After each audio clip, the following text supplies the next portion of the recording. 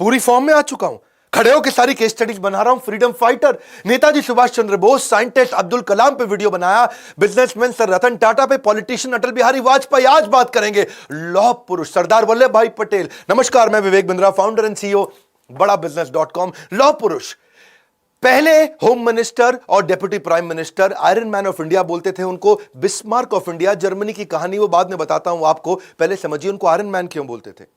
छोटी उम्र में एक बार उनको फोड़ा हो गया, फोड़े में भर गई पस, वहां तक बहुत दर्द।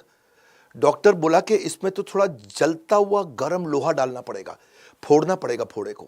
बहुत मुश्किल था वो, डॉक्टर भी घबरा रहा था, माता पिता रिश्तेदार दोस्त बोले नहीं हो पाएगा, नहीं हो पाएगा। छोटी उम्र में सरदार वल्लभ भाई पटेल अपने हाथ से उस गर्म जलते हुए लोहे को लिया और उस फोड़े को फोड़ दिया। एक्चुअली टॉलरेट करने की दर्द को ना बहुत बड़ी एबिलिटी थी उनके अंदर, फियरलेस थे, डरते नहीं थे। विल पावर उनकी बचपन से दिखती थी। आपने कभी सोचा है अगर सरदार वल्लभ भाई पटेल नहीं होते तो देश कैसा होता? अगर आप कश्मीर से कन्याकुमारी या अगरतला से अहमदाबाद तक अगर आपको जाना तो कम से कम 7-8 बार वीजा लेना पड़ता। सोच रहे हो मेरी बात को? अगर नॉर्थ से साउथ की तरफ चल रहे हो, कितनी बार वीजा, कितनी बार परमिशन लेना पड़ता। ये देश नहीं होता, ये कई देशों का एक कॉन्टिनेंट होता है इंडिया। अंग्रेजों ने जहां हिंदुस्तान को टुकड़ों में बांटा था, वहीं सरदार पटेल ने उस खाई को पाटा था। 31 अक्टूबर 1875 नाडियाड गुजरात के अंदर इनका जन्म हुआ। शुरू से शुरू करते हैं, पिता जावर भाई पटेल किसान और फ्रीडम फाइटर। 1857 के फ्रीडम मूवमेंट में उन्होंने भी बड़ा योगदान दिया था। आर्थिक स्थिति शुरू में कमजोर थी, दोस्तों से किताबें मांग के पढ़ा करते थे। 10वीं क्लास उन्होंने N K high school Petlad Gujarat के अंदर 1897 में पढ़ाई पूरी करी। बाद में उन्होंने लॉ की पढ़ाई करी, सेकंड रैंक लेकर के आए और राइट टू प्रैक्टिस लेके आए। लेकिन लॉयर ऐसे बने जो कि अनडिफीटेबल, उनको हरा नहीं सकता था कोई। शुरू में तो वो गांधी को पसंद नहीं करते थे। जब गांधी गुजरात क्लब आते भी है ना, तो वो बोले कि भाई ऐसे संडास साफ करके और ब्रह्मचर्य का व्रत करके देश में आजादी नहीं मिलने वाली। वो लॉयर थे उस समय, बहुत उनको जबरदस्त लॉयर हुआ करते थे। लेकिन 2 साल के बाद जब चंपारण का सत्याग्रह से वो बड़े प्रभावित हुए, उसको देख के से कहते हैं फलेन परचीयते। गांधी के जब उन्होंने फल को देखा वो बड़ा प्रभावित हुए उससे। फलेन परचीयते मतलब फल परिचय कराता है कि जड़ कैसी थी। किसी पेड़ के बारे में जानना हो ना, पेड़ कैसा है, तो फले न परिचित है। उस पेड़ में अगर फल बढ़िया लग रहा है तो मतलब पेड़ ठीक है। गांधी जी से उनकी मुलाकात 2 साल के बाद हुई थी, जब वो बॉम्बे प्रेसिडेंसी पॉलिटिकल कॉन्फ्रेंस में आए थे अहमदाबाद के अंदर 1917 में। और वहां पे गांधी जी से बड़े प्रभावित हुए कि उन्होंने resolution of loyalty to the British king, एक ऐसा डॉक्यूमेंट था रेजोल्यूशन ऑफ लॉयल्टी, यानी कि हमारे को बड़ा वफादार होना पड़ेगा ब्रिटिश राजा के लिए। लॉयल्टी का रेजोल्यूशन था कि कसम खाओ सबके सब, कर्मणा मनसा वाचा, आप सबके सब समर्पित हो अंग्रेजों को। तो उन्होंने, गांधी जी ने फाड़ दिया उसको। ये बड़े प्रभावित हुए उनसे। तब उन्होंने वहां से अपना कोट वोट फेंका फाड़ करके और बिल्कुल आग वाग लगा दी, मातृभाषा का प्रयोग करना शुरू किया। बोले पैसा तो बहुत कमा सकता हूं पर आजादी नहीं दिला पाऊंगा। उस दिन से धोती कुर्ता उन्होंने पहन लिया। फिर कई साल उन्होंने गांधी को सहयोग तो किया, पर 1928 में वो मौका आया जब वो एक्चुअल लीडर बन के निकले। हुआ क्या था कि गुजरात में जो कुछ किसान थे उनकी फसल खराब हो गई थी। बारदोली तालुका के थे किसान गुजरात में, और जो अंग्रेज थे, किसानों की फसल थी नहीं, 6 से 22% तक टैक्स बढ़ा दिया और बोला तुम टैक्स नहीं दोगे तुम्हारी जमीनें हड़प लेंगे। ये किसान पहुंचे गांधी जी के पास, गांधी जी बिजी थे, उन्होंने पहली बार सरदार पटेल को भेजा। तब तक वो सरदार नहीं थे, जब तक वो वल्लभ भाई पटेल हुआ करते थे। तो पटेल गए वहां, जाके उन्होंने पता किया कि भाई चक्कर क्या है, ये सारी की सारी जमीनें हड़प लेंगे अंग्रेज। तो पटेल ने एक आइडिया लगाया। क्या बोले कि मैं कुछ गुप्तचर बनाता हूं और ये पता लगाता हूं कि ये कौन से किसान की आज जमीन हड़पने वाले हैं अंग्रेज लोग। और इनको नियम मालूम था लॉयर होने के कारण कि या तो अंगूठा लगाएगा तब जमीन अंग्रेजों के नाम पे होगी, या साइन करेगा तब जमीन अंग्रेजों के नाम पे होगी। तो गुप्तचर से पता लगवाया कि आज कौन से किसान का घर नीलाम होने वाला है। और जैसे ही उसका पता लग जाता है कि भाई आज इस पटेल का घर नीलाम होगा, तो उसको पहले ही गायब कर देते थे। अब जब किसान गायब, अंग्रेज ढूंढे, भाई ये किसान किधर गया, ये किसान किधर गया। अंग्रेज हो गए परेशान। अब जिसका घर नीलाम करना हो वो किसान गायब हो जाए, जिसका घर नीलाम। इनके अपने गुप्तचर थे, ये पता लगा लेते थे कि आज अंग्रेज किसके घर जाएंगे। इतनी इनकी इंटेलिजेंस, सारे के सारे किसानों को एक एक करके गायब कराते थे, 2 महीने बाद वापस ले आते थे। अंग्रेज परेशान हो गए, भाई ना तो उनको मिल रहा टैक्स, ना उनको मिल रही जमीन। वो घबरा के उन्होंने माफी मांग ली। उन्होंने कहा कि भाई ठीक है 22% से वापस 6% ले आते हैं, कम से कम टैक्स तो मिलेगा। बारदोली की औरतें बहुत खुश हुई। वो बोली कि अब आज से आप केवल वल्लभ भाई पटेल नहीं, आज से आप सरदार वल्लभ भाई पटेल हैं। सरदार मतलब चीफ और a leader of a community. किससे तो बहुत हो सकते हैं सरदार पटेल के, पर वो पहले प्रधानमंत्री क्यों नहीं बने? वहां से शुरू करते हैं। ये डिफाइनिंग मोमेंट है जिससे आपको उनका कैरेक्टर पता चलता है। बात 1946 की है। अंग्रेज वर्ल्ड वॉर 2 के बाद कमजोर पड़ चुके थे। आप जानते थे ना, सुभाष चंद्र बोस जी जो करके गए, पिछला वीडियो तो आपने देखा है। अब अंग्रेजों ने डिसाइड कर लिया कि अब भारत को देने वाले हैं शासन वापस और हम चलेंगे अपने घर की तरफ। अब उसके लिए एक इंटरनल वर्किंग कमेटी कांग्रेस की बना ली गई और यह डिसाइड हुआ कि इस बार जो 1946 में अध्यक्ष चुना जाएगा वो पहले इंडिपेंडेंट कंट्री इंडिया का पहला प्राइम मिनिस्टर वही बनेगा। तो नया अध्यक्ष चुनना था। वर्किंग कमेटी में गांधी जी ने बोला चलो वोटिंग करा लेते हैं। वोटिंग कराया तो रूल यही है कि प्रांतीय कमेटी जितनी होती थी पूरे इंडिया में, जो अलग अलग रीजन से, अलग अलग स्टेट से, सब लोगों को चुनना था कि भाई वर्किंग कमेटी में आप किसको डिसाइड करोगे। तो वर्किंग कमेटी में गांधी, नेहरू, सरदार पटेल, आचार्य कृपलानी, राजेंद्र प्रसाद, खान अब्दुल गफ्फार खान, ये सब हुआ करते थे। और सारी प्रांतीय कमेटियों ने जब अपने अपने वोट दिए तो उस दिन वर्किंग कमेटी की मीटिंग जहां बैठी और वहां सब खोल के चेक किया गया तो कृपलानी हैरान हो गए और उन्होंने कहा कि एक्चुअली नेहरू के नाम पे किसी ने वोट नहीं किया पूरे देश में। 15 में से 12 लोगों ने सरदार पटेल के नाम पे किया, 2 लोगों ने कृपलानी के नाम पे किया और 15वें का पता ही नहीं चला। अब इसमें जब गांधी ने देखा कि भाई सारे के सारे सरदार पटेल को एक्चुअली वोट इसलिए करते थे क्योंकि उनकी ऑपरेशनल कैपेबिलिटी अच्छी थी, पूरे देश में उनका एक्सेप्टेंस था, सारे के सारे देश के लीडर्स उनको बड़ा मानते थे। अब वर्किंग कमेटी ने कहा कि ठीक है, प्रांतीय कमेटी ने जो किया, गांधी जी आपका क्या विचार है। गांधी जी ने वहीं पर तुरंत नेहरू से पूछा कि मैं नेहरू, तुम्हारे लिए किसी ने वोट नहीं किया, सबने सरदार पटेल के लिए वोट किया है, तुम्हारा क्या विचार है। गांधी जी ने औपचारिकता के लिए पूछ लिया तुम्हारा क्या विचार है। नेहरू ने कोई जवाब नहीं दिया। नेहरू ने मुंह नीचे कर लिया और मुंह नीचे करके चुप हो गए। गांधी जी ने बोला बोलो, उन्होंने मुंह नीचे ही रखा और जवाब नहीं दिया। गांधी जी को समझ आ गया कि नेहरू दूसरे नंबर की पोजीशन को एक्सेप्ट नहीं करना चाहते, प्रधानमंत्री वही बनना चाहते हैं। अंदर से गांधी की भी इच्छा थी कि इसको प्रधानमंत्री बनाया जाए। तो गांधी ने एक कागज निकाला और कागज पे कुछ लिखा, उसको फोल्ड करके वहीं सरदार पटेल को दे दिया। सरदार पटेल ने जैसे ही कागज खोला तो उन्होंने कागज फोल्ड करके वापस अपने जेब में रख लिया और वहीं उन्होंने बोला कि मैं अपनी दावेदारी अध्यक्ष के पद से वापस लेता हूं। सब देखने लगे सरदार पटेल को, सब समझ गए कि गांधी जी ने मना कर दिया कागज पर लिख के और उन्होंने अपनी दावेदारी तुरंत वापस भी ले ली। अब बात यह है कि सरदार पटेल उस एकलव्य की तरह थे और गांधी उस द्रोणाचार्य की तरह थे जो अपने अर्जुन नेहरू प्राइवेटली उसी को आगे बढ़ाना चाहते थे। और नेहरू क्योंकि अध्यक्ष बनना चाहते थे, बाद में जब यह डिसाइड हो गया कि यही प्राइम मिनिस्टर बनेंगे आगे चल के, तो कुछ पत्रकारों ने आकर के पूछा भी गांधी से कि जब पूरा देश चाहता था कि सरदार पटेल को ही प्रधानमंत्री बनाया जाए, उन्हीं को अध्यक्ष बनाया जाए ताकि वो प्रधानमंत्री बने, क्या आपको विश्वास नहीं था सरदार पटेल की कैपेबिलिटीज पे। गांधी बोले नहीं, विश्वास तो पूरा है, लेकिन दूसरे नंबर का पोजीशन नेहरू एक्सेप्ट नहीं करते।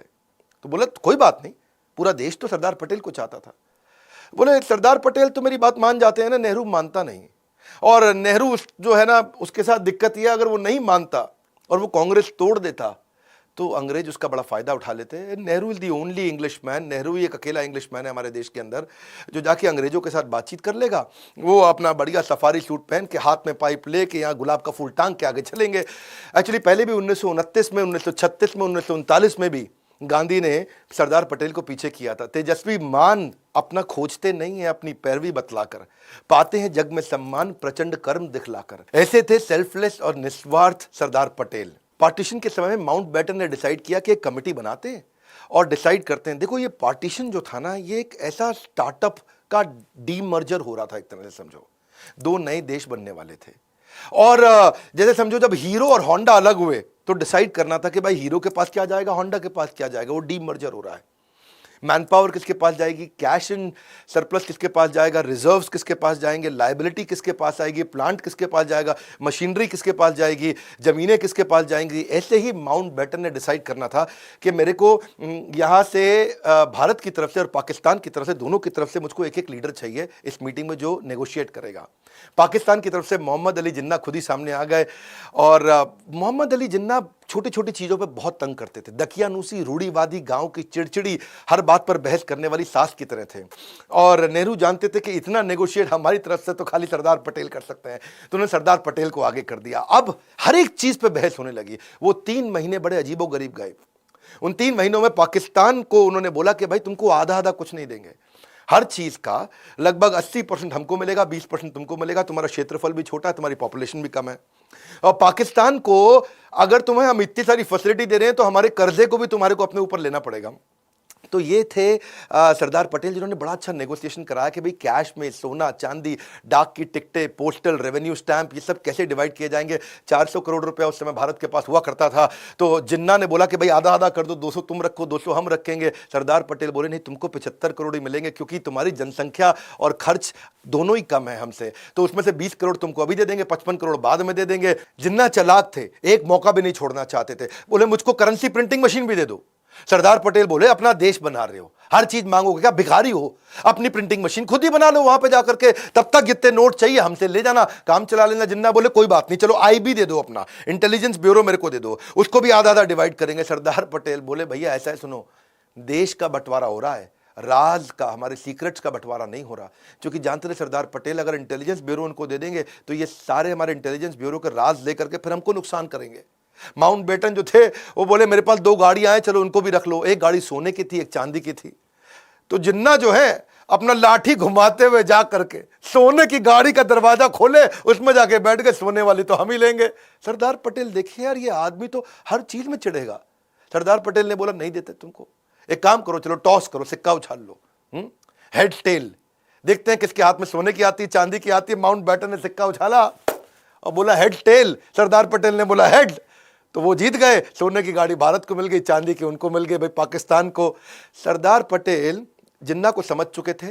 जिन्ना ने बंटवारे के बाद भी तंग किया। सरदार पटेल उनको एक साथ पैसा भी इसीलिए नहीं दे रहे थे कि इनको एक बार में पैसा दूंगा तो ये बाद में मुझको तंग करेगा। तो 75 करोड़ में से खाली 20 ही दिया था। गांधी जी बोले बाकी पैसा उनको दे दो। बंटवारे के बाद उन्होंने देखा कि जब जिन्ना दोबारा से आतंकवाद की सारी हरकतें उन्होंने शुरू कर दी, सरदार पटेल ने बोला अब तो पैसा नहीं दूंगा। गांधी जी बोले ठीक है, मैं अनशन कर लेता हूं। सरदार पटेल समझ रहे थे, गांधी जी बात बात पे अनशन कर रहे थे। वो उनके जाके चरण भी छूते, नहीं नहीं गांधी जी माफ करिए, मैं दे दूंगा, ये हमको भी तंग करेंगे। और सरदार पटेल सरदार भी थे, एकदम बहुत मजबूत भी थे।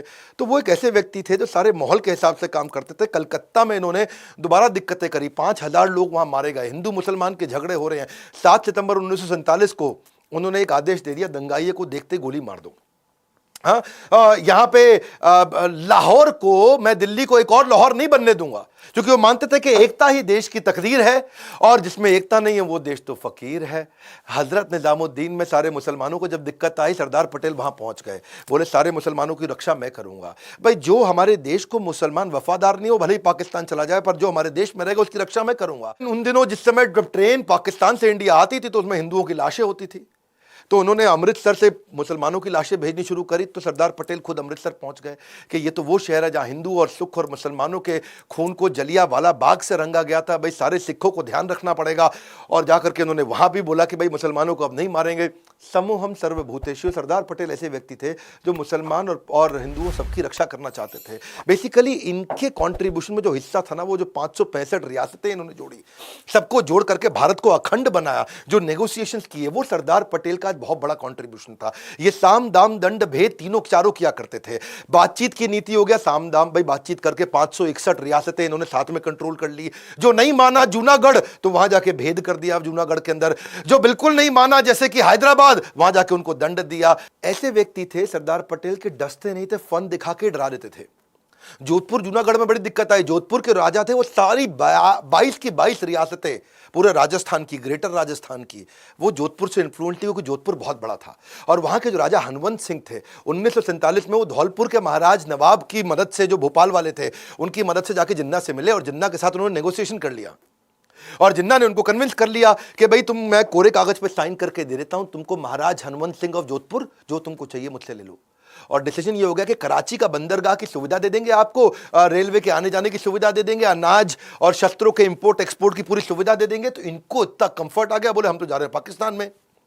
और जोधपुर के इन्फ्लुएंस के चक्कर में राजस्थान की जो बाकी 21 रियासतें थी, वो भी जोधपुर के पीछे पीछे चलती थी। उन्होंने भारत के साथ जुड़ने को मना कर दिया। सरदार पटेल के लिए बहुत दिक्कत आ गई। सरदार पटेल ने जो वीपी मेनन, ये वीपी मेनन पे एक वीडियो बनाना बनता है, बहुत जबरदस्त आदमी थे उनके टाइम के। उन्होंने उसको भेजा कि जाओ भैया तुम जोधपुर के महाराज से जाके मिलो और उनको बोलो इंस्ट्रूमेंट ऑफ एक्सेशन पर साइन कर दो, तुम भारत के साथ ही रहने वाले हो। जाके वहां वीपी मेनन पहुंचे तो जोधपुर के महाराजा ने रिवॉल्वर लगा दी उसके गले पे, बोला तुझको तो खत्म कर दूंगा। बेचारा वीपी मेनन वापस आया, समझ में आया इनको कि भाई सरदार पटेल को सुनने नहीं वाला। तो मैंने बताया ना, ये फन दिखा के डराते थे। इन्होंने जोधपुर के राजा को बोला दिल्ली आओ मुझसे मिलने के लिए। जोधपुर के महाराज जब दिल्ली पहुंचे, हनुमंत सिंह को मिलने के बाद बोले कि तुम्हारे जो पिता है ना, वो मेरे बहुत अच्छे दोस्त थे और तुम्हें मेरी देख रेख में छोड़ के गए हैं। और मेरी बात समझ लो, अगर तुम ऐसे नहीं मानोगे तो पिता के रूप में आकर के ऐसा दंड दे के तुम्हें सुधारूंगा, अकल आ जाएगी तुमको। और उनको, क्योंकि ना इनको मालूम था कि जैसलमेर, बीकानेर, ये सब कोई साथ में नहीं आया और ये पाक के साथ जाके मिल गया। अगर पाकिस्तान के साथ और राजस्थान पाकिस्तान के पास चला जाता तो पूरा राजस्थान मिला के पाकिस्तान दिल्ली के नजदीक आता। और किसी देश की राजधानी अगर बाजू वाले देश के बिल्कुल नजदीक हो तो देश की राजधानी पर खतरा बढ़ जाता है। तो इन्होंने उनको समझाया, जोधपुर के राजा को, भाई मेरी बात सुन, तेरे जो जनता है ना वो तेरा साथ नहीं देगी, सारी जनता तेरी हिंदू है और पाकिस्तान के साथ जबरदस्ती जोड़ा तो जनता समेत मैं तेरे खिलाफ खड़ा हो जाऊंगा, खत्म कर दूंगा। तो नतीजा बाद में यही निकला कि इन्होंने साइन कर दिया, बोला ठीक है जी सरदार पटेल जी माफी मांगता हूं, सारी 21 रियासतें इनके साथ वापस आ गई। इधर पूरा राजस्थान कंट्रोल में आया, लेकिन गुजरात का जूनागढ़, वहां हो गई दिक्कत, क्योंकि जूनागढ़ में पॉपुलेशन तो हिंदू की थी, राजा मुसलमान था। वो बोला हम पाकिस्तान से मिलेंगे। बिना लड़े सरदार पटेल ने वीपी मेनन को फिर बोला, जाओ भैया जूनागढ़ पहुंच जाओ, इस बार मैं लड़ूंगा नहीं। बिना लड़े कैसे करेंगे, इसे बोलते हैं कूटनीति। बोला राजा से मत मिलना, जागीरदारों से मिलो। ऊपर राजा है, नीचे जागीरदार हैं छोटे छोटे, उनसे जाके मिलो, उनको जाके भड़का दो और जाकर के क्या बोलो, उनको बोलो कि तुम्हारा मुस्लिम नवाब मुस्लिम मुल्क के चंगुल में तुम सबको फंसवा देगा। तुम सारे हिंदू हो, तुम्हारा नवाब मुसलमान, वो देश मुसलमान, तुम सब फंस जाओगे। जैसे ही ये बोला तो वहां विद्रोह चालू हो गया। सारे जागीरदार राजा को बोलने लगे, मुस्लिम नवाब को, वहां पे हम नहीं जाएंगे पाकिस्तान में। और बिना लड़े इन्होंने क्या बोला कूटनीति से, चलो वोटिंग करा लो। जब वोटिंग कराया गया 1948 के अंदर जूनागढ़ में, तो इंडिया के लिए उनसे पूछा किसको वोट दोगे, इंडिया में रहोगे कि पाकिस्तान में रहोगे। तो 1,19,000 लोगों ने भारत के लिए वोट किया, केवल 91 लोगों ने पाकिस्तान के लिए वोट किया। यहां से जूनागढ़ वापस आया। हैदराबाद में ज्यादा दिक्कत थी, क्योंकि हैदराबाद बड़ा बहुत था, वो इतना बड़ा था, आज का हैदराबाद नहीं है, आंध्र प्रदेश, तेलंगाना, कर्नाटका, मध्य प्रदेश, छत्तीसगढ़ के काफी इलाके हैदराबाद में आते थे। हैदराबाद भारत देश का पेट था, पेट का बन चुका था कैंसर। और जो वो हैदराबाद के निजाम का सलाहकार था वो बहुत पागल आदमी, कासिम रिजवी, उसके साथ दिक्कत। 12 जून 1947 को भारत आजाद हुआ नहीं, उसने पहले ही अपने आप को घोषित कर दिया हम आजाद हो चुके हैं। अब कितना सरदार पटेल उनको समझाए, ये उल्टा धमकी दे दे। ये बोले हम सबसे अमीर हैं, सबसे शक्तिशाली हैं, वास्तव में शक्तिशाली थे और हमारे पे कोई कब्जा कर नहीं पाएगा और भारत तुम्हारी क्या औकात, हम सेपरेट देश हो चुके हैं। अच्छा, पटेल युद्ध करना नहीं चाहते थे, क्योंकि वैसे ही इंडिया पाकिस्तान का बहुत जरा टसल चल ही रहा था। और ये, लेकिन हैदराबाद वाले मान नहीं रहे। इन्होंने पाकिस्तान को 20 करोड़ रुपया उधार दे दिया, पाकिस्तान को और एम्पावर किए जा रहे थे, और ताकि पाकिस्तान कश्मीर में लड़ने के लिए भारत के खिलाफ हथियार खरीद सके। हिंदुओं का बलात्कार कर रहे, हत्या कर रहे, लूटपाट कर रहे। तो हैदराबाद एक ऐसा कैंसर था। अच्छा, इन्होंने कई डिस्कशन कर ली वहां निजाम के साथ में, और कई बार उन्होंने अग्रीमेंट ब्रेक कर दिया। आखिरी बार बोला सरदार पटेल ने, खत भेज रहा हूं तुमको, आखिरी मौका दिया जा रहा है। निजाम जब नहीं माने, पटेल ने सैन्य कार्रवाई का आदेश दिया। 5 दिन लड़ाई हुई, 5 दिन में हैदराबाद की फौज ने घुटने टेक दिए, हैदराबाद पूरे देश के अंदर वापस आकर के मिल दिया। इसी तरह कश्मीर में दिक्कत आ रही थी। अब कश्मीर में दिक्कत क्या थी, वहां के राजा थे हरि सिंह, वो कहते भाई हम भी नहीं मानेंगे, है जी, हम अलग देश, है जी, हमारा ही अलग देश हो गया। राजा हरि सिंह बोले यार मेरा तो प्लान ही अलग है, मैं इसको स्विट्जरलैंड बना दूंगा, कश्मीर बड़ा खूबसूरत है, इसको स्विट्जरलैंड बनाऊंगा, मेरी ज्योग्राफिकल कंडीशन बहुत अच्छी है। लेकिन हुआ क्या, अभी तो वो आके भारत में मिले नहीं थे। हुआ ये कि वहां से वो इंडिपेंडेंट रहना चाहते थे, वहां से पाकिस्तान ने क्या गलती कर दी, 22 अक्टूबर 1947 को कबालियों के माध्यम से उन्होंने जेएनके पे हमला कर दिया, और कश्मीर के जो लोकल मुस्लिम थे वो कबालियों के पाकिस्तानियों के साथ मिल गए। और जैसे ही वो पाकिस्तान के साथ मिल गए, राजा हरि सिंह बहुत दिक्कत में आ गए। अब मौका ढूंढते रहे सरदार पटेल, बिना लड़े इस बार फिर उन्होंने कहा वीपी मेनन जाओ जम्मू पहुंच जाओ। और जम्मू गए, वीपी मेनन को भेजा वहां जाकर के, और उनको बोला हम है ना आपकी सहायता करने के लिए। और वीपी मेनन आ गए, बोले ये जितने कबालिए हैं ना इन सबको ऐसे उड़ा देंगे 2 मिनट में, तुम बिल्कुल टेंशन मत लो, तुम खाली कागज साइन कर दो कि तुम भारत के साथ रहोगे। और इंस्ट्रूमेंट ऑफ एक्सेशन लेके गए कि भाई हम, तुम हमारे साथ मिलने वाले हो। और जाके राजा हरि सिंह ने तुरंत साइन कर दिया, बोला मरता क्या ना करता, मेरे को भारतीय फौज की मदद चाहिए इस समय, कबालियों से हमको बचा लो। और भारतीय फौज वहां पहुंच गई, कबालियों को उखाड़ के खत्म कर दिया। ये ऐसे व्यक्ति थे सरदार पटेल, इन्होंने पूरे भारत को एक किया, एक धागे में पूरे भारत को जोड़ दिया। आज हमारा भारत इतना बड़ा समृद्ध शक्तिशाली है। यहाँ की मैनेजमेंट ऑपरेशंस को तेज किया। अंग्रेजों के टाइम के जो आईसीएस हुआ करते थे, इंडियन सिविल सर्विस, उन्होंने इनको आईएएस बना दिया, क्योंकि इंडियन सिविल सर्विस के लोग वो book keeping, accounting, warehouse management, छोटे छोटे काम करते थे। इन्होंने आईएएस को एम्पावर किया कि वो प्रशासन में सहयोग करे, कानून को लागू करे, लॉ एंड ऑर्डर अच्छा करे, एग्जीक्यूशन की स्पीड तेज करे, पॉलिसीज बनाए, इंपोर्ट के डिसीजन ले, secretary, joint secretary, additional secretary, magistrate, वो सारे इन्होंने तैयार कर दिए। और बाद में फिर आगे चल के जो शेख अब्दुल्ला आए, उन्होंने जम्मू एंड कश्मीर के लिए अलग स्पेशल स्टेटस की डिमांड करी, उसको स्वीकार भी कर लिया। लेकिन सरदार पटेल जानते थे कि आज ये इंडिपेंडेंट स्टेटस मांग रहे हैं, आगे चल करके ये इंडिपेंडेंट कंट्री बनने की कोशिश करेंगे। हुआ भी यही। सरदार पटेल ने उस समय में आर्टिकल 370 में एक मामूली सा बदलाव कर दिया, छोटा सा बदलाव। और क्या लिखा? संसद जब चाहे राष्ट्रपति के अप्रूवल से धारा 370 को खत्म कर सकती है। आज हमारी सरकार ने उसी का फायदा उठा करके जम्मू कश्मीर को पूर्ण रूप से भारत में मिला लिया है। ये पैटर्न बेस्ड प्रेडिक्शंस कर लेते थे। चाइना के बारे में शुरू से समझ रहे थे। विदेश मंत्रालय सरदार पटेल के पास नहीं था, नेहरू के पास था। लेकिन ये फिर भी बिहेवियरल पैटर्न चाइना का ऑब्जर्व कर रहे थे कि चाइना का जो विस्तारवाद, यानी कि जो सिक्किम को, तिब्बत को, सबको एक्वायर करना चाहता है, उसके कंसिस्टेंट एफर्ट कर रहा है, सिक्किम भी मेरा हो जाए, तिब्बत भी मेरा हो जाए, ये सरदार पटेल पहचान रहे थे। पटेल ने बोला नेहरू को, ये कम्युनिस्ट पावर है, हम डेमोक्रेटिक हैं, इनसे दूर रहो, कम्युनिस्ट से दूर रहो। लेकिन नेहरू ने जाकर उनको प्रमोट कर दिया, चाइना को, यूनाइटेड नेशन सिक्योरिटी काउंसिल में, उनको परमानेंट मेंबर भी बना दिया। आगे चल के वही हुआ, 1950 में चाइना ने तिब्बत पे भी अटैक किया, हजारों लोगों की क्रूर तरीके से हत्या करी, औरतों का बलात्कार किया, बच्चियों का बलात्कार किया, महिलाओं की ब्रेस्ट काट दी उन्होंने तिब्बत के अंदर, 22 धर्म गुरुओं को अरेस्ट करके उनको यातनाएं दी। पटेल पैटर्न बेस्ड प्रेडिक्शन समझते थे, ये उनकी इंटेलिजेंस थी। 1962 में फिर से चीन ने हमारे पंचशील समझौते को तोड़ा और अक्साई चीन को उन्होंने आके अपने कब्जे में कर लिया। आज भी वो अरुणाचल प्रदेश, लद्दाख, इस सबको अपने कब्जे में तो लेना चाहता है। चाइना क्या कर रहा है? आज वीटो पावर का इस्तेमाल कर रहा है इंटरनेशनल लेवल पे हमारे खिलाफ। UNSC, United nation security council में हमारे को वीटो पावर ना मिल जाए, उसके लिए वो लगातार काम कर रहा है। जैशे मोहम्मद के फाउंडर जो है मसूद अजहर, उसको इंटरनेशनल टेररिस्ट घोषित नहीं करने दे रहा। कश्मीर के मुद्दे में पाकिस्तान का फेवर कर रहा है।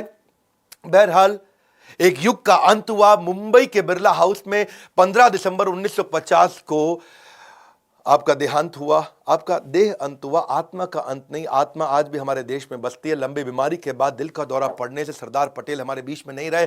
देश के पहले राष्ट्रपति राजेंद्र प्रसाद का कहना है कि जब इंसान अपने पद से नहीं बल्कि अपने काम से प्यार करता है, वही सरदार पटेल बन पाता है। 31 अक्टूबर को उनके जन्मदिन को एकता दिवस के रूप में मनाया जाता है। जैसा सरदार पटेल चाहते थे कि भारत समृद्ध बने, वही इच्छा आज हमने भी बिल्ड करी है कि भारत समृद्ध और एम्पावर्ड बने। आज इस समय अस्त्र शस्त्र का समय नहीं रहा है। आज एजुकेशन, एंटरप्रेन्योरशिप और इकोनॉमी के दम पे देश मजबूत होता है और दुनिया से लड़ता है। आज वर्ल्ड वॉर टेक्नोलॉजी और इकोनॉमी के बेस पे चलती है और वही हम चाहते हैं कि एजुकेशन, एंटरप्रेन्योरशिप और इकोनॉमी को बढ़ाने के लिए एवरीथिंग अबाउट एंटरप्रेन्योरशिप, एवरीथिंग, सब कुछ हमने सारे देश के पावरफुल बिलियनियर प्रोफेसर्स के साथ आपको दिया है। आप फोन करिए बोर्ड लाइन नंबर पे, पता करिए। एवरीथिंग अबाउट एंटरप्रेन्योरशिप इतना अफोर्डेबल हो गया है कि आप आज वास्तव में हमारे कंटेंट को कोई बीट नहीं कर पा रहा है। जो आकर के हमारी ऐप पे कंटेंट कंज्यूम कर रहा है, गेम चेंज कर रहा है। बहरहाल फ्री वीडियोस में फिर भी देता रहूंगा। कौन सी स्पोर्ट्स पर्सनालिटी पे, आप मैरी कॉम पे, सचिन तेंदुलकर पे इनका जन्मदिन आने वाला है, या इंटरनेशनल पर्सनालिटीज पे Warren Buffett, Steve jobs, Bharat में कई व्यापारी बहुत बड़े हैं, अंबानी है, राधाकृष्ण दमानी है, आनंद महिंद्रा है, लक्ष्मी मित्तल है, उदय कोटक है। किसके विषय में आप वीडियो देखना चाहते हैं? कमेंट बॉक्स ये आपका है, ये आपके लिए है। मैं हजारों कमेंट्स चाहता हूं, जिसके ऊपर ज्यादा लाइक्स आए, जिस पे ज्यादा वोट आए, मैं उसी के ऊपर नेक्स्ट वीडियो बनाऊंगा। खड़े होकर पूरी एनर्जी के साथ आ चुका हूं।